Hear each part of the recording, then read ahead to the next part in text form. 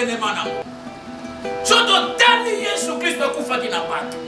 Mais à la fête du monde éternel, c'est la Pâque où nous devons célébrer. Qu'est-ce que nous devons célébrer? La mort de Jésus-Christ, c'est la résurrection. C'est la résurrection qui fait la force des chrétiens. C'est la résurrection. Sans la résurrection, prédication n'a rien fait. Mais Jésus Christ a confié à 5 personnes à Bobo. Et c'est maintenant célébrer le nom.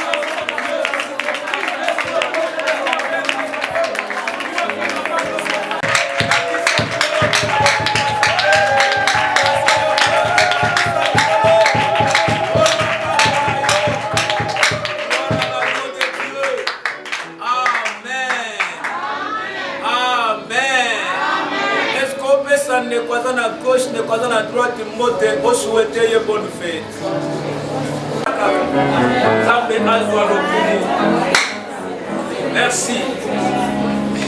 Gloire à Dieu. Ils en ont 8, mais ils ont continué. L'Éternel dit à Moïse et Aaron, dans les pays d'Égypte, ce mois ici sera pour vous le premier de mois. Il sera pour vous le premier de mois de l'année.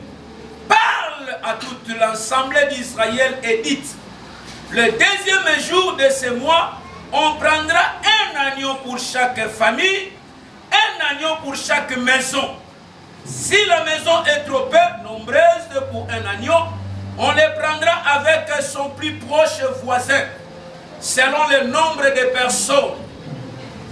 vous compterez pour cet agneau d'après ce que chacun peut manger. Ce sera un agneau sans défaut, mâle, âgé d'1 an. Vous pourrez prendre un agneau ou un chevreau. Vous les garderez jusqu'au 14e jour de ce mois. Et toute l'assemblée d'Israël l'immolera entre les 2 soirs. On prendra le sang, on prendra de son sang et on en mettra sur les 2 poteaux et sur les linteaux de la porte des maisons où on les mangera. Cette même nuit, on en mangera la chair rôtie en feu. Plutôt, on en mangera la chair rôtie au feu. On la mangera avec le pain sans levain et 2 zèbres amers. C'est la parole du Seigneur. Amen. Amen. Amen.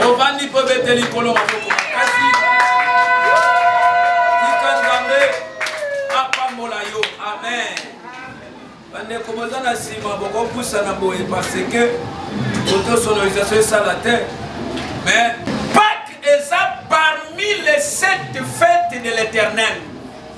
Parmi les fêtes bibliques. Parmi les fêtes où les Seigneur sont célébrés.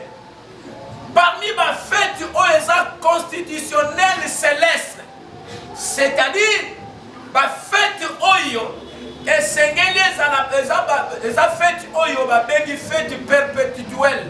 C'est-à-dire, fêtes où et kalaka kosi la terre, fête oyo eza continuelle même na ba descendant yo koki koleka ngana ko koleka, mais fête oyo eza célébrée chaque jour, chaque année pe na ba descendance nyoso. Tolobi amen. Loba amen. Mais loko ko kamu isangai, nous les chrétiens to honoraka fête yangote. To même yaka yangote, to considéra yangote. Or parmi ma fête où est Seigneur to célébrer, parmi ma fête où est Seigneur to honorer, parmi ma fête où to sepela na yango, c'est la Pâque. Amen. Tu le dis amen. Amen. Parce qu'on contredit, bisika on va célébrer Pâque, alors célébrer l'anniversaire. Au moins, on dépasse l'anniversaire, il y a un Pâques. Oh, peut-être pendant l'anniversaire, bien aimé, au coquille qu'on a séduit. Tu le dis amen. Au coquille qu'on a emporté. Au coquille qu'on soit liwa. Au coquille qu'on a bloqué. Parce que, faites-vous les affaires personnelles. On y a célébrer selon jour oyobotama. Amen. Amen. Donc, comment on a dépensé mingi? La fête de Noël, on a non biblique, non fondé. Amen. Amen. Fête du moko, proposé par les individus. Parce que ce qui est selon la Bible, fête de Noël. Ce qui est allé le 25 décembre. Tu le dis amen. Amen. Le bas amen à bien. Amen. On a expliqué que sur Noël, et ça c'est divisé en deux. Non à elle. Non elle dit qu'on le ville. Elle dit qu'on le Dieu. Tu le dis amen. Amen. Ville, il y a non qui ville, qui parmi ma ville, il y a Égypte. Oh, il y a adoré Binzambi. Tu le dis amen. Amen. Voilà pourquoi non elle ville il y a binzambi, il y a kinzambi. Ça n'attend on célébrer kinzambi. Oh ya koufé la yo kutute. Oh ya yebani kutu datite. Tu le dis amen. Oh ya tiami selon date il y a un empereur romain. Donc on a battu parce qu'on célébrer Saint-Valentin. Saint-Valentin, fête-moi qu'on sorcellerie. Hein? Fête-moi qu'on non fondé, fête-moi qu'on a yébité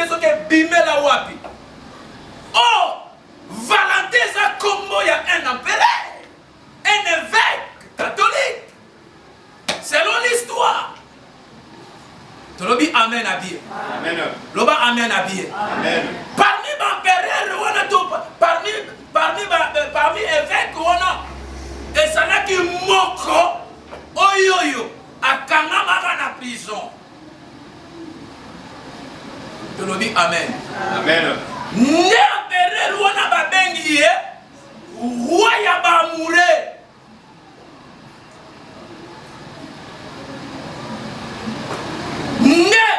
Va célébrer yango eza tout un enseignement mais la zo flasher quand yeba que non ba fête museza ba fête ya ko fête akate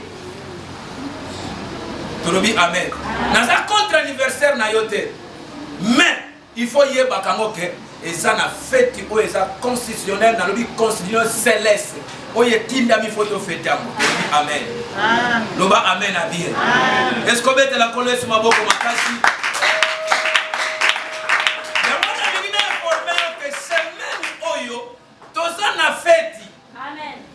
C'est-à-dire qu'il faut célébrer yango. Voilà pourquoi nazo yebisa déjà ma partenaire bobonga parce que dimanche toza na fête. Amen. C'est que dimanche prochain toza na cette scène. Yaya ko sakanate. Il explique yo importance ya fête ya Pâques. Ko sakanaka na fête oyote. Introduire que Jésus-Christ est mort à la Pâques, na fête à Pâques. Au moment où on a fête, nous avons un événement. Chaque fête est un événement. Surtout, Jésus-Christ a fait na Pâques. Et il fut enterré à la fête de Sans Levain. Donc, on comprend la fête Sans Levain.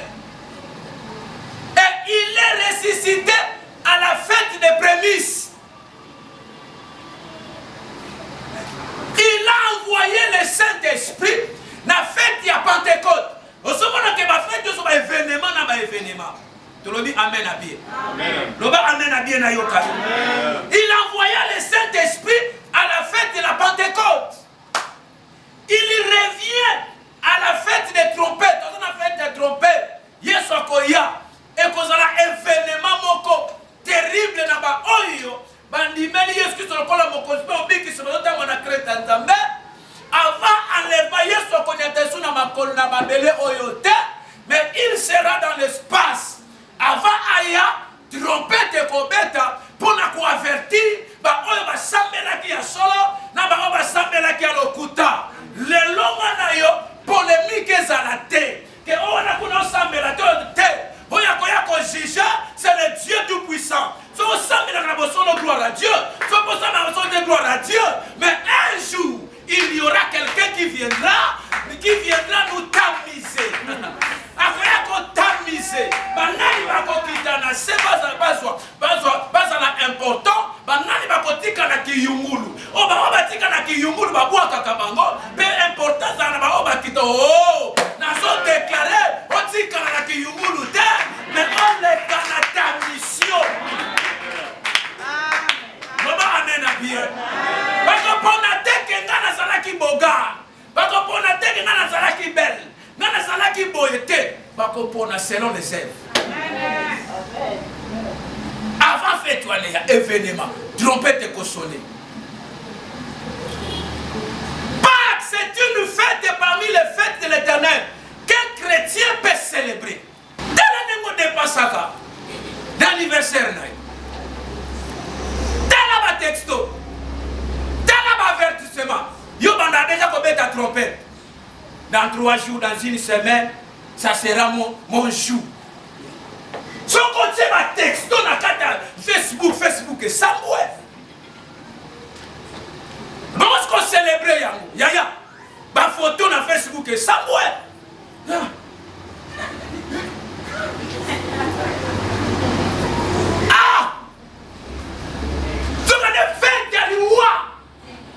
Fête où est ça souka, mais la fête du mot est éternel. C'est la Pâque où nous devons célébrer. Qu'est-ce que nous devons célébrer? La mort de Jésus-Christ, c'est la résurrection. C'est la résurrection qui fait la force des chrétiens. C'est la résurrection. Sans la résurrection, prédication nanga eza vaine. Sans la résurrection, nga Joël na pamba. Sans résurrection, Satan konza likolo na ngai. Sans résurrection, nga naza mutu pamba, yo za mutu pamba. Mais c'est à cause de la résurrection. Bakufa basekwate.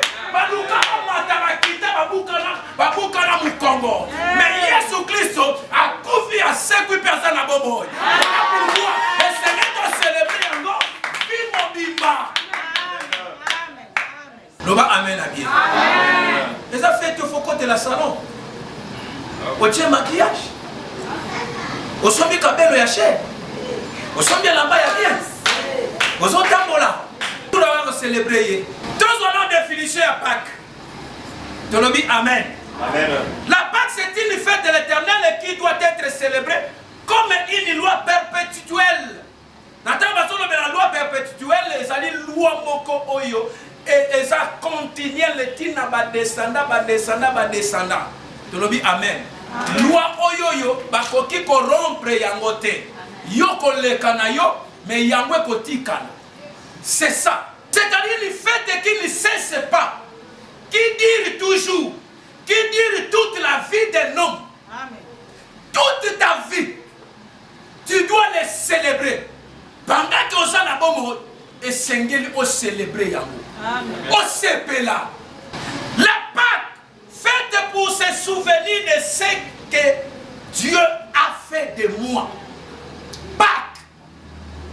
Et ça dit fête oyo. Ozoko se souvenir. Na oyo nzamba sala katina yo. Yaya. Soki nzambe asala quelque chose na vie na yo. Yaya kokanga motema te célébrer yango. Rendre gloire epai na yo. Soki to tali ma famille to botami. Peut-être que yo le comme na âge oyo za na ngote. Soto landeli ba lien, soto landeli sorcellerie familiale. Coutume ba lien. Yaya to comme na ba âge oyo za na ngote. Mais soki to za na ba âge oyo, c'était parce que il y avait un homme oyo azwa qui charge na yo. Afuta qui prie afin que yo oza na âge oyo za na ngo. Afin que yo obenga mamwana na nzambe. Afin que yo ozwa valeur. Ce qui va toujours pas son valeur, mais nzambe a destiné à tout va payer son valeur. Yamana yebi sakaba tout que non, tambola na muto yo azana kata vision pour tambola bien.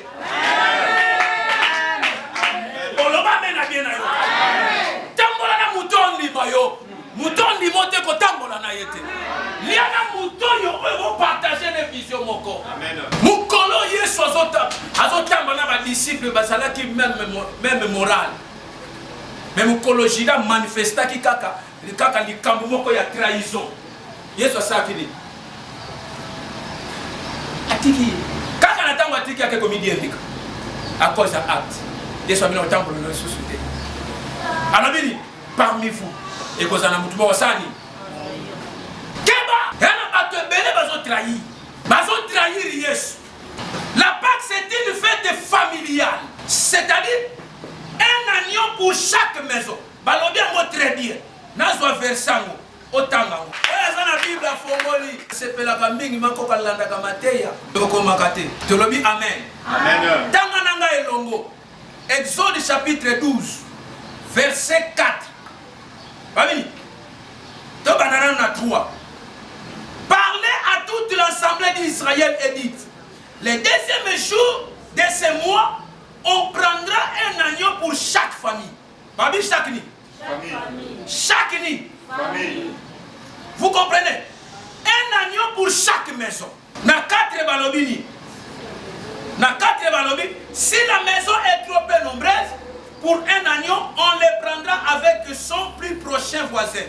Selon le nombre de personnes, vous compterez pour cet agneau d'après ce que chacun peut manger. Ah, on a soulevé point moko très capital, l'andanga très bien. Tu le dis amen. Amen. Balobi que esengeli pas que ça, esengeli ko célébrer yango na chaque famille. Balobi chaque famille, chaque maison. Bazo différence. Tu le dis amen. Amen. Pourquoi balobi on a so comprendre que Nkolo alingaki que non, délivrance parce que Pâques c'est la délivrance. Tu comprends yango? Tu le dis amen. Alingaki que chaque famille est à la délivrer. Chaque maison est à la délivrer. Voilà pourquoi bien aimé, nengo za awa na kati ya vie na yo za na famille moko bimela. Pesanga amen abi. Ya na famille moko bimela. Okoki ko defa famille, mais makilo ko defa yango te. Amen. Amen. Oloba amen abi na yo. Okoki ko changer na yo kombo.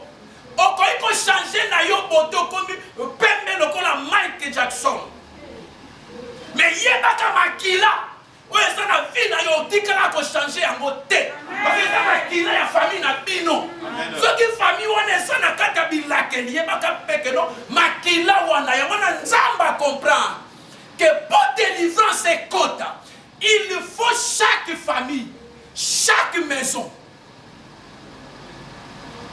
Si vous regardez bien, la famille n'a bien dit que vous célébrer Saint-Saint, vous célébrer Pâques.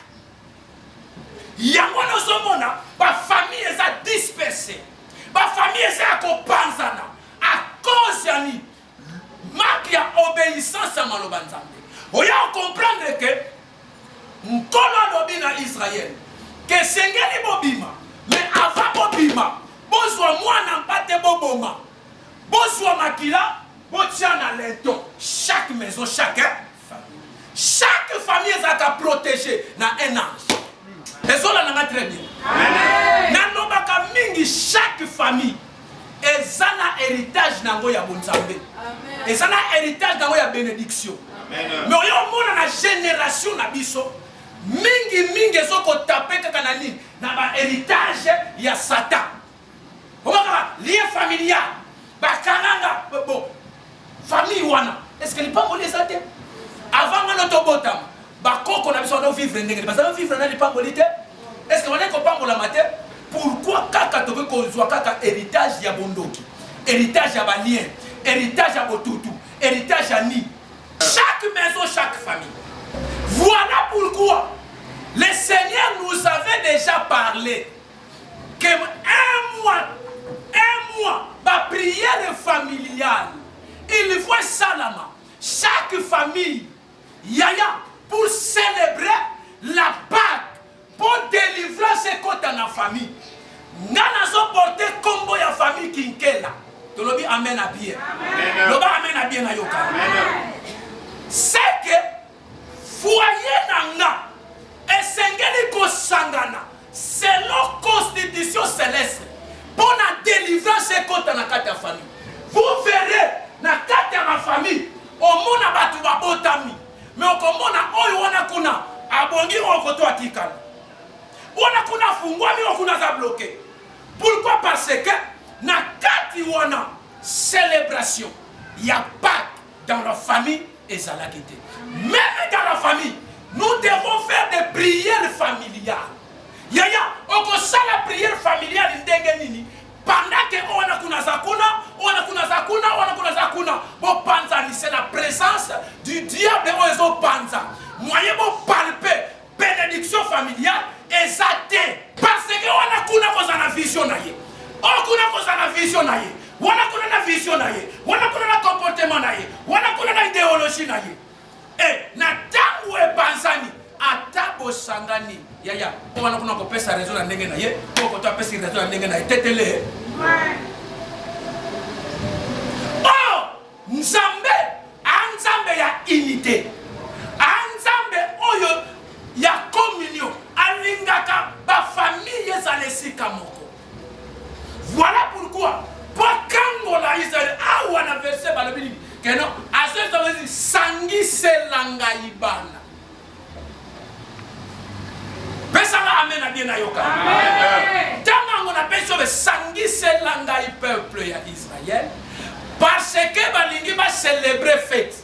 Donc va célébration faut rassemblement ko sangisa. Yaya nani a cause de la capacité à ko sangisa famille na ibabo. Par rapport à comportement autozabana. On a mutu musuba on dit mais la été na kata famille na. oko sangisa. Famille nous oko sangisa te. Et bongo église. Et bongo département Songolo Pakal. Rassemblement. Batumi balé. Bako tambola nzela moko te. Soki ba yokani te. Avant ko tambola nzela moko foko yoka. Voilà pourquoi ma famille est belle. Boyoka ne sate mo ba tambola nzela moko et sate. Célébration. Même dans l'église de Dieu, ceux qui rassemblent mes athées, totalement bon mon côté, yaya, moyen gloire dans Zambé se manifester, Nan allons comprendre là. Est-ce qu'on met la colombe à beaucoup ma place?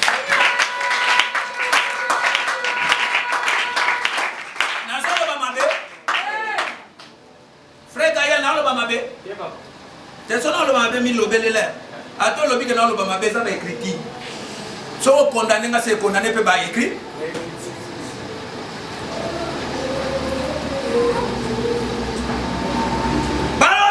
La Pâque, c'est une fête familiale. Un agneau pour chaque maison. Un agneau pour chaque maison. C'est-à-dire agneau à Jésus. Chaque nak faut yamba Jésus Christ. Oh, le bas mène à bien ailleurs. Chaque nak faut présence à Jésus ezala. Tu connais tout le monde ne croit pas mais est-ce que le nak on a bien Jésus ezala tout le. Au moins, on retourne à terre. Parce que vous avez tête les mois. On retourne à terre. Yes, ça. Babi chaque moutou na moutou. Azala. Ce qui n'est pas bon, que vous foulou qui sont l'équipe. Pour que nous connaissions la voix.